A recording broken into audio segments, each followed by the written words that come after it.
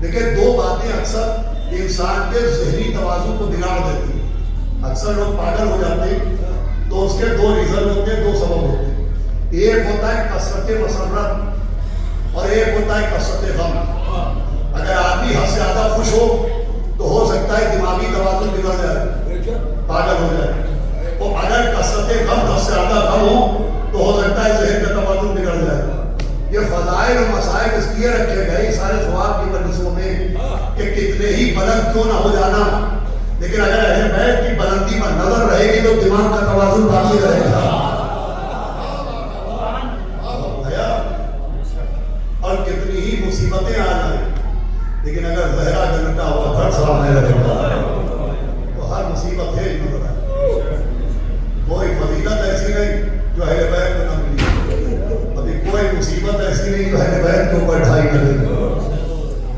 دل کی زینت درد حسینی, سر کی زینت پائے حسین, آنکھ کی زینت خالص معصوم, لب کی زینت ہائے حسین. مسائل تو مر جانے کے لیے ہوتے ہیں, خالی نام حسینی ہونے کو ہو. میں آپ کو کامل زیارات کی ایک حدیث سناتا ہوں, اس کے بعد چند منٹ مسائل پڑھتا ہوں, گفتگو کو سمیٹ دیتا ہوں. لیکن اس حوالے سے پہلے جو میرے سن کے لوگ ہیں وہ اس بات کی گواہی دیں گے کہ اکثر جب ہمارے بچے اتنے بڑے بڑے ہوتے تھے, بچپنے میں چھوٹے ہیں, جب ان کے سن کے ہمارے بچے تھے تو ہم 10 دن کے لیے 15 دن کے لیے مجلس پڑھنے گئے اور لوٹ کے آتے تھے تو ہمارے بچے ہم کو دیکھ کے ہاتھ پھیلا کے دوڑتے تھے. تو جب 10-15 دن کے بعد ہم اپنے بچوں کو دیکھتے تھے تو لبوں سے ان کا نام نہیں کرتا. ہم کبھی کہتے تھے آؤ میرے لال, آؤ میرے کلیجے, آؤ میرے رکھتے جگر. یہ نام تھوڑی ہوتے ہیں, یہ تو جذبات ہوتے ہیں جو لفظوں کی شکل میں زبان بجاری ہو جاتی ہے. یہ بات سن لی آپ نے, حدیث سنی کہ ایک دن مولا علی اپنے بیت الشرف میں داخل ہوئے. مولا حسین 2 یا 3 سال کے تھے, وہ اپنے باپ کو دیکھ کے ہاتھ پھیلا کے دوڑے. تو مولا علی نے یہ نہیں کہا کہ آؤ میرے لال, آؤ میرے رخت جگر, یہ بھی نہیں کہا کہ آؤ میرے حسین. بھئی اگر یہ سمجھ گئے تو رونے کو بہت ہوگا. مولا علی نے جب جملہ کہا جس کا ترجمہ یہ ہے کہ آؤ آؤ مومن کی آنکھ کے آنسو, یا عبرت مومن, آؤ آؤ مومن کی آنکھ کے آنسو. اور مولا حسین نے بتایا میرا نام نہیں آئے گا اگر مومن کی آنکھ کے آنسو لگا ہے. ایسا مانتا ہوں کہ بھائی بجائے انتقال ہمارے عزیز کا ہوتا ہے, ماتم مولا حسین کا ہوتا. جنازہ ہمارے رشتہ دار میں نکلے گا, ہمارا مولا حسین. یہ اس لیے بھی کہ ان کا غم ہمارے غم کو ختم کر دے, ان کے غم کے برابر کوئی غم نہیں ہوتے. اس لیے بھی ایک بے کس عباس کے بازو اٹھانے کے بعد, اکبر کے سینے سے نیزہ نکالنے کے بعد, قاسم کی لاش کے پامال ٹکڑے جمع کرنے کے بعد, علی افضل کے گلے سے تیر کھینچنے کے بعد درے خیمہ پایا, زینب ہم جا رہے ہیں, بہن کلثوم خدا حافظ, سکینہ ہم چلے, بہن خیمے میں لائی, باپ بیٹے کے پاس پہنچا, کانڈا ہلایا, تب سے کہ وصیت رہے یاد ہے میری جانی, کرنا نہ فراموش میری تشنہ کہانی. ارے 36 پہر گزرے ہیں آیا نہیں پانی, پانی کے اگر بات کرے ظلم کے پانی تو فاتحہ بابا کا دلا دیجئے بیٹا اور تھوڑا سکینہ کو دلا دیجئے. ٹھیک ہے ماشاء اللہ, آوازیں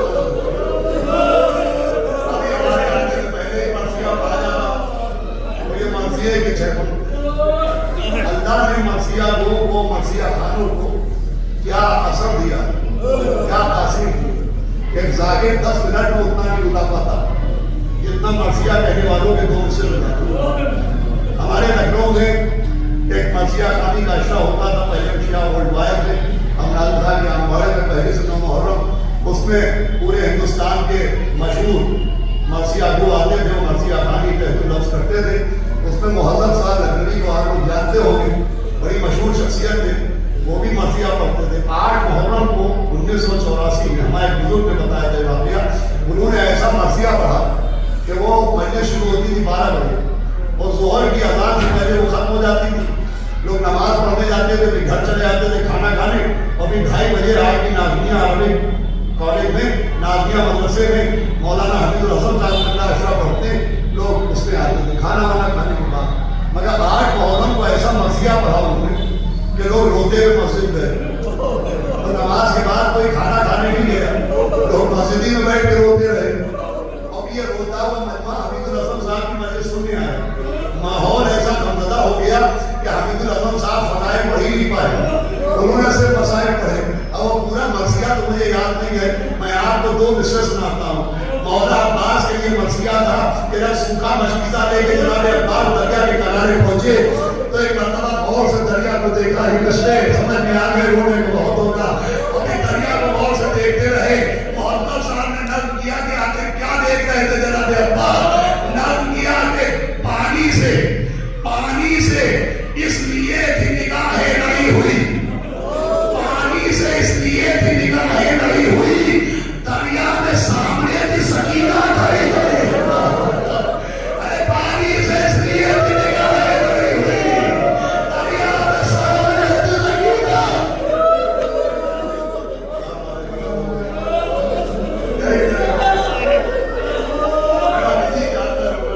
कुछ बात सुनाओ जाना हिलाया तो फातिहा बाबा का दिला दीजिए बेटा, और बाबा सकीना दिला दीजिए बेटा।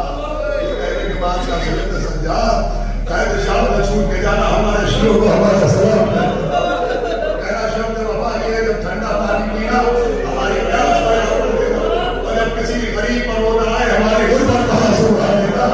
ये कह के चले हुसैन जब के चले बातों पहलवन को, नफा कोई जो संभाले रजा में मौसम को, सकीना झाड़ रही थी इबा के दामन को, हुसैन चुपके खड़े थे झुकाए गर्दन को, ना आसरा था कोई शाह करबलाई को, मगर बहन ने किया था सवार को, बहन ने भाई को सवार किया। इमाम ने घोड़े को एड़ दी लेकिन घोड़े ने इनकार कर दिया। अब जो देखा 4 बरस की बेटी निकली हुई है, आवाज दे रही है नींद आएगी पूरा की जब पाऊंगी बाबा, चली आऊंगी बाबा। एक मरतबा सकीना को सीने पर लगाया, फरमाया निकलती नहीं सैलानियां बाहर, सीने पर सुनाए कि तुम्हें रात को माना, उसने कहा सोएंगे कहाँ बिगड़ गया, शहरे कहाँ तब जिंदा करो, सबसे में तुम पर अरे रात आएगी और दर्द में हम होएंगे बीवी, असल मेरे साथ आए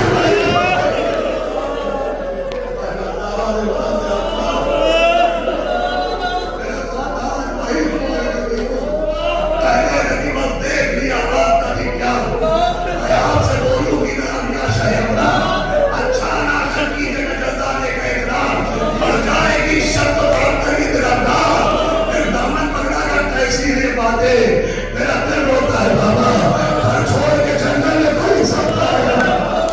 आखिरी मरतबा प्यार किया, मैदान जंग में आए, तलवार चलाना शुरू की, घोड़ा दौड़ा दे दिया पर की मैयत पाए।